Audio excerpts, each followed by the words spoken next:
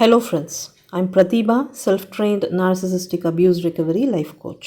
Narcissistic abuse பற்றின கன்ஃபியூஷன்ஸையும் டவுட்ஸையும் clarify பண்ணிக்கிறதுக்காகவும் ஹீலிங்காகவும் என்கிட்ட paid session attend பண்ணணும்னு நினைக்கிறவங்க ஸ்க்ரீனில் தெரிகிற இந்த வாட்ஸ்அப் நம்பருக்கு மெசேஜ் பண்ணுங்கள்.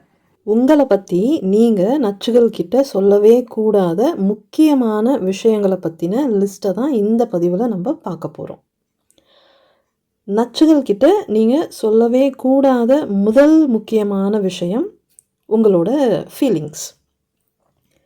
நீங்கள் எப்படி ஃபீல் பண்ணுறீங்க அப்படிங்கிறத பற்றி நச்சுகள் கிட்ட சொல்லவே கூடாது. ஏன்னா நச்சுகளுக்கு உங்களோட உணர்வுகள் மேலே எந்த அக்கறையும் கிடையாது. நச்சுகள் உங்கள் உணர்வுகளை சப்ளையாக மட்டும்தான் பார்ப்பாங்க. அவங்கக்கிட்ட போயிட்டு நீ என்னை ரொம்ப காயப்படுத்துகிற அப்படின்னு சொன்னால் அவங்க ரொம்ப பவர்ஃபுல்லாக ஃபீல் பண்ணுவாங்க. எனக்கு ரொம்ப குழப்பமாக இருக்குது அப்படின்னு சொன்னால் அவங்க ரொம்ப அறிவாளியாக ஃபீல் பண்ணுவாங்க. எனக்கு பயமாக இருக்குது அப்படின்னு சொன்னால் அவங்க உங்களை கண்ட்ரோலில் மெயின்டைன் பண்ணுறதா ஃபீல் பண்ணுவாங்க. நான் தெளிவாக தான் இருக்கேன், எனக்கு ஒரு பிரச்சனையும் இல்லை அப்படின்னு சொன்னால் அப்யூஸை இன்னும் ஸ்ட்ராங் ஆக்குவாங்க. உங்களோட இமோஷன்ஸை எல்லாம் உங்களை கண்ட்ரோல் பண்ணுற அந்த ஒரு ரிமோட் கண்ட்ரோல் பட்டன் மாதிரி யூஸ் பண்ணுவாங்க. ஸோ நார்சிசிஸ்ட் கிட்ட உங்கள் உணர்வுகளை பற்றி டிஸ்கஸ் பண்ணவும் கூடாது, அதை காட்டிக்கவும் கூடாது. ரொம்ப நியூட்ரலாக இருக்கணும். அடுத்ததாக நீங்கள் சொல்லக்கூடாத விஷயம் உங்களோட பவுண்ட்ரிஸ். ஆக்சுவலி நீங்கள் உங்களுக்கு தான் பவுண்ட்ரிஸ் செட் பண்ணிக்கணும். நார்சிசிஸ்ட்டுக்கு பவுண்ட்ரிஸ் செட் பண்ணவே கூடாது. நார்சிசிஸ்ட் கிட்ட போயிட்டு உன்னோட லிமிட் இதுதான், இதை தாண்டி நீ வரவே கூடாது, இதை பற்றியெல்லாம் நீ பேசக்கூடாது, இதையெல்லாம் நீ செய்யக்கூடாதுன்னு சொன்னால் அவங்க வாண்டடாக அதை தான் செய்வாங்க. ஏன்னா நீங்கள் அவங்களுக்கு செட் பண்ணுற பவுண்ட்ரிஸை தாண்டி வந்து உங்களை காண்டேத்துறது அவங்களுக்கு ரொம்ப ரொம்ப பிடிக்கும். ஸோ அவங்கக்கிட்ட பவுண்ட்ரிஸை பற்றி பேசவே கூடாது. நீங்கள் உங்களுக்கான பவுண்ட்ரிஸை செட் பண்ணிவிட்டு அந்த பவுண்ட்ரிஸை ஸ்ட்ரிக்டாக ஃபாலோ பண்ணணும். அடுத்த விஷயம் உங்களோட ஃப்யூச்சர் பிளான்ஸ். உங்கள் எதிர்கால கனவுகள், இலக்குகள், லட்சியங்கள், இதை பற்றியெல்லாம் அவங்கக்கிட்ட மூச்சே விடக்கூடாது. ஏன்னா நச்சுகளை பொறுத்த வரைக்கும் உங்களுக்கு எதிர்காலம்னு ஒன்று இருக்கவே கூடாது.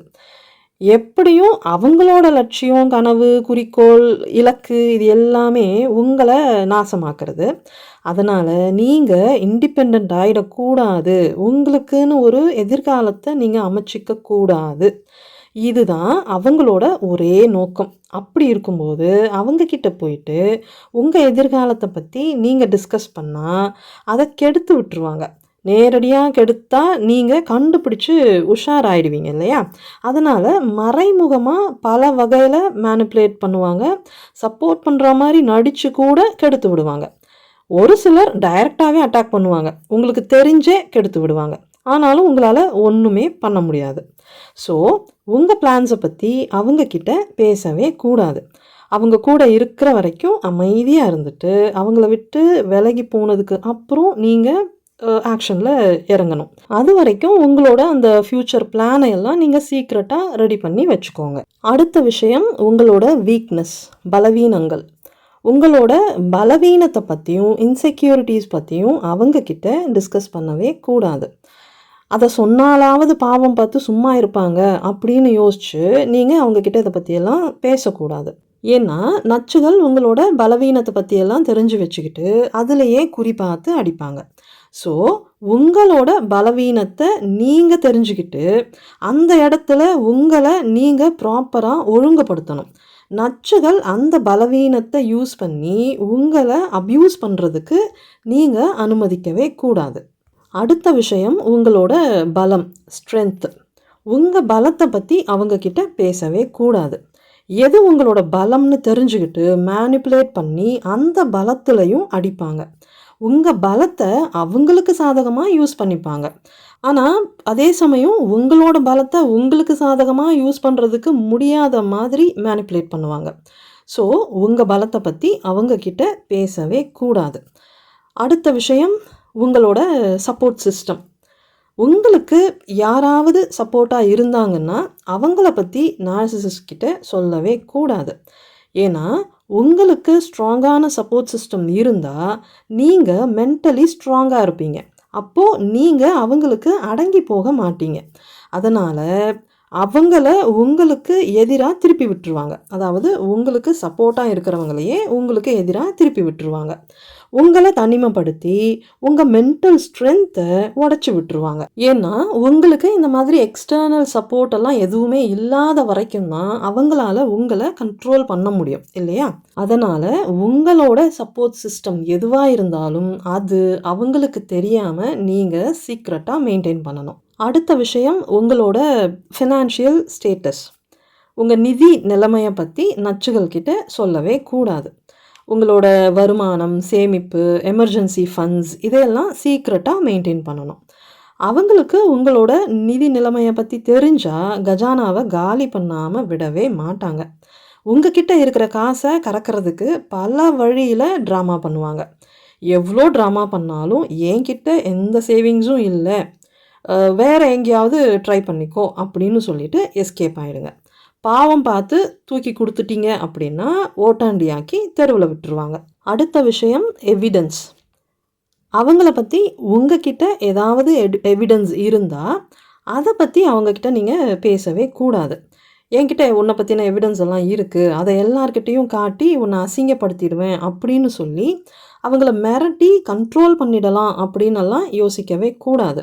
ஏன்னா அவங்களுக்கு இந்த விஷயம் தெரிஞ்சு போச்சுன்னா எப்படியாவது அந்த எவிடன்ஸை அழிக்காமல் விடவே மாட்டாங்க. ஒருவேளை அவங்களால அதை அழிக்க முடியலன்னாலும் அந்த எவிடன்ஸை எல்லாம் உங்களுக்கு அகெயின்ஸ்டாக ட்விஸ்ட் பண்ணி விட்டுருவாங்க. அதனால் உங்ககிட்ட இருக்கிற எவிடன்ஸை எல்லாம் சீக்ரெட்டாக மெயின்டைன் பண்ணுறது தான் உங்களுக்கு சேஃப்டி. ஃப்யூச்சரில் எமர்ஜென்சி டைமில் அதை யூஸ் பண்ணி நீங்கள் எஸ்கேப் ஆகிறதுக்கு ட்ரை பண்ணலாம். அடுத்த விஷயம் உங்களோட ஹீலிங். உங்களோட ஹீலிங் ப்ராசஸை பற்றி அவங்கக்கிட்ட பேசவே கூடாது.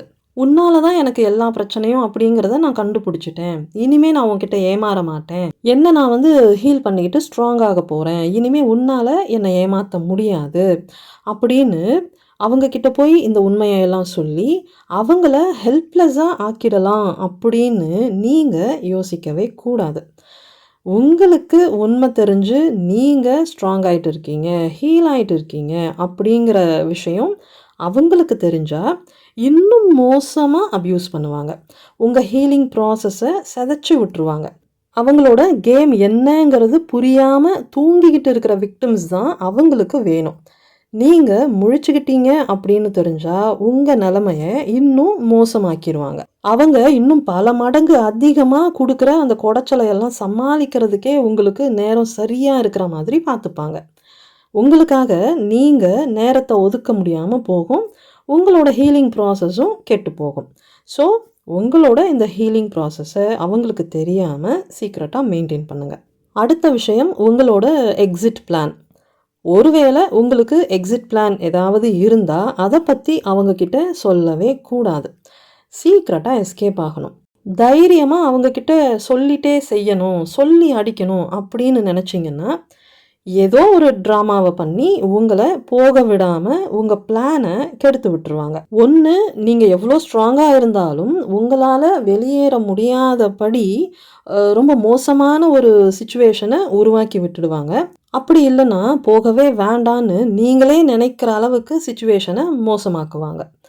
நீங்கள் ஸ்ட்ராங்காகவே இருந்தாலும் அதுக்கப்புறம் ரொம்ப ரொம்ப போராடி வெளியே வர வேண்டியதாக இருக்கும். ஸோ இந்த மாதிரி ட்ராமாலிருந்தும் சிக்கல்லிருந்தும் தப்பிக்கணும்னா சத்தம் காட்டாமல் எஸ்கேப் ஆகணும்.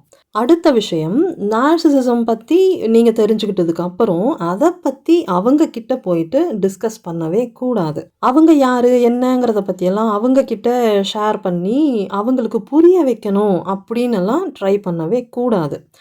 அப்படி இல்லைன்னா அவங்கள பற்றி நீங்கள் என்னெல்லாம் புரிஞ்சுக்கிட்டீங்க அப்படிங்கிறத பற்றியும் அவங்கக்கிட்ட போயிட்டு சொல்லக்கூடாது.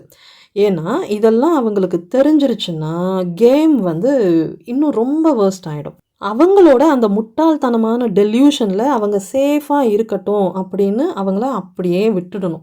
அவங்க உங்களை முட்டாளாக்கிக்கிட்டு இருக்காங்க அப்படிங்கிற நம்பிக்கையில் அவங்க அப்படியே கண்டினியூ பண்ணட்டும். நீங்கள் உங்களுக்கு கிடைச்ச இந்த நாலேஜையும் அவேர்னஸையும் யூஸ் பண்ணி உங்கள் லைஃப்பை சரி பண்ணுறதுல கவனம் செலுத்தணும். ஃபைனலி நீங்கள் எஸ்கேப் ஆனதுக்கு அப்புறம் உங்கள் பர்சனல் லைஃப்பை பற்றியும் சக்ஸஸ் பற்றியும் உங்களோட சாதனைகளை பற்றியும் அவங்கக்கிட்ட சொல்லவே கூடாது. உங்களால் முடிஞ்சால் கம்ப்ளீட்டாக நோ கான்டாக்டில் போயிடுங்க. மொத்தமாக அவங்கள உங்கள் லைஃப்லேருந்து பிளாக் பண்ணுங்கள். நோ கான்டாக்ட் போக முடியாத சூழ்நிலையில் மினிமல் கான்டாக்ட் மெயின்டைன் பண்ணுங்கள். உங்களை பற்றி குறைஞ்சபட்ச தகவலை மட்டுமே அவங்களுக்கு கொடுங்க. அவங்களோட ஃப்ளையிங் மங்கீஸ் கிட்டேயும் உங்களை பற்றி தகவல் போகாமல் பார்த்துக்கோங்க. நேர்மையான ஒரு சப்போர்ட் சிஸ்டத்தை உருவாக்குங்க. அது ஜஸ்ட் ஒரு 2 பேராக இருந்தால் கூட பரவாயில்ல. மற்றபடி உங்கள் லைஃப்பில் ஏற்கனவே இருந்த எல்லா உறவையும் தூரத்தில் வைங்க. உங்கள் மன நிம்மதியை கெடுக்கிற யாராக இருந்தாலும் அவங்கள மொத்தமாக பிளாக் பண்ணுங்கள். யாருக்காகவும் எதுக்காகவும் உங்களோட மன நிம்மதியை விலையாக கொடுக்காதீங்க.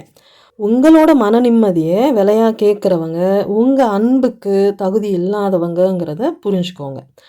ஸோ இதையெல்லாம் புரிஞ்சுக்கிட்டு புத்திசாலித்தனமாக பிழைக்கிறதுக்கான வழியை பாருங்கள். பத்திரமா இருங்க, பாதுகாப்பாக இருங்க, சந்தோஷமாக இருங்க. Bye friends.